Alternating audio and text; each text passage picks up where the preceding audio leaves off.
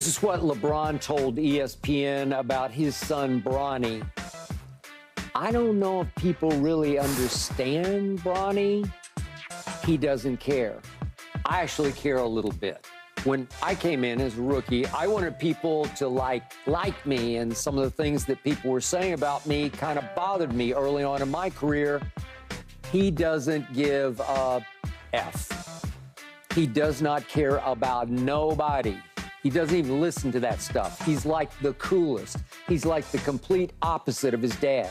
His dad will say something to address the critics. Bro does not care. Everything that's being said about him, he really does not care. So, Keyshawn, your reaction to what LeBron said about his son? I think that's true because he's heard it his entire life about something, Skip, because that's his son. And if you're asking me, and I bet he really doesn't care, but he cares, if you know what I mean. He doesn't care. He's not going to respond to it. He sees it. He certainly sees it. He hears it. He knows. I mean, he's not oblivious to anything that's going on around him. But a lot of the attacks and criticism of Bronny is more about his father. That's really what it's about. It's really about his daddy. And you say, well, what do I mean by that? What I mean by that, Skip, is they rather go attack the kid to affect the father's feelings because they can't affect the father because the father's one of the greatest 2 or 3 players to ever face the world of sports. Like, it just doesn't... You going at LeBron is a waste of time. But if I could criticize his son and make comments about his play and who he is and all those sort of things, then it's going to affect his mother. It's going to affect his daddy. It's going to get his attention. And that's what happens in these situations. Look, is his son on the Lakers because of his father? Probably so. And is that okay? You damn right it's okay. You damn right it's okay. Because in all walks of life, and we have these conversations all the time, I don't care if it's in the film industry, the television industry we're in, or whatever industry. It could be the insurance business. If my father is at the top of the game, you best believe I'm going to be right there next to him, period. It doesn't... LeBron James and Savannah, they owe no apologies to anyone, nor does the son. Because we see it all the time. People get opportunities because of who they know, period. And that's where the criticism is coming from. He shouldn't have been a 55th pick. He shouldn't have done this. He barely played in college. All of those sort of things, but no one is taking into account he missed significant time with a scare, a life-threatening scare that he had to now figure out when he steps back on that court. Should I go full speed? Should I slow down? His parents are sitting there saying, should he still play? Because he don't need anything. He's not clearly playing for the damn money. No. That $2.6 million that LeBron saved, you can get that ain't going nowhere but over there to Bronny anyway. That's all that is. So it's all the same money. So it's not about the money. He's playing because he likes playing basketball, and that's what he wants to do. And he wants to blaze his own trail. So I get everything that LeBron is saying. He grew up different. LeBron did it like I did it to get my mother and everybody situated in their life. Bronny doesn't have to do it. He can just not play and be fine and successful, but he wants to play basketball.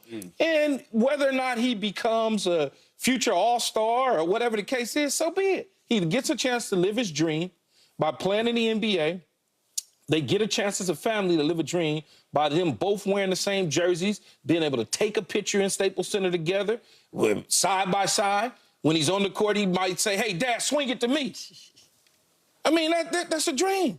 What's wrong with that? There's nothing wrong with it. Look, I thought, first of all, I couldn't agree with you more. I think this is nothing but a cool story. And we've seen number 55 picks do nothing in the NBA over and over and over again. Last year's number 55 pick we see played in first the G picks in the League NBA do nothing. So all of that noise, as you say, is very LeBron-related. It's people who just don't like the family, who just don't like LeBron. I actually thought the quote and what he said to Dave McMenamin was really insightful because he absolutely cared too much at the beginning. He acknowledges it right there. It's part of what made him such a good teammate. He wanted people to like him. However, there is no question that that outside noise affected him. And you saw him take steps to alleviate that. He went and did his whole 0 dark 30 thing where he didn't, turned off all media and read books during the playoffs for a couple years there until he learned to balance it all more. I think that Bronny has already learned all of that because, as you say, he's been dealing with it since he was a kid. There was all kinds of stories about him over and over and over again. I will say this, even though Bronny's temperament is very different from LeBron's, everyone cares at some point. Kyrie Irving told us during the NBA Finals that he didn't care how the fans in Boston treated him. And this is a guy who has been in a number of tough environments, who hit one of the best shots ever in Game 7 of an NBA Finals, who has the teeth and the nails to be in a tough environment, and he didn't handle it well. This kid is 19 years old. There will be a point when that attention, no matter how much he cares or not, affects him. To me, what is most important isn't whether it affects him, because that is called being a human being. What is most important to me is how he reacts to it affecting him. And I do think, as LeBron points out, he's set up to react well to any setback like that because he just doesn't care about being liked as much as LeBron says his dad did. Correct. So I have sat in this seat for the last 3-4 years and said that from a distance, I don't know Bronny, but from just observing him as closely as I can from a distance, his father and mother raised this kid right. He's prepared for the onslaught, whatever it might be, because he's been in the eye of this storm for a long, long time because they did not shelter him.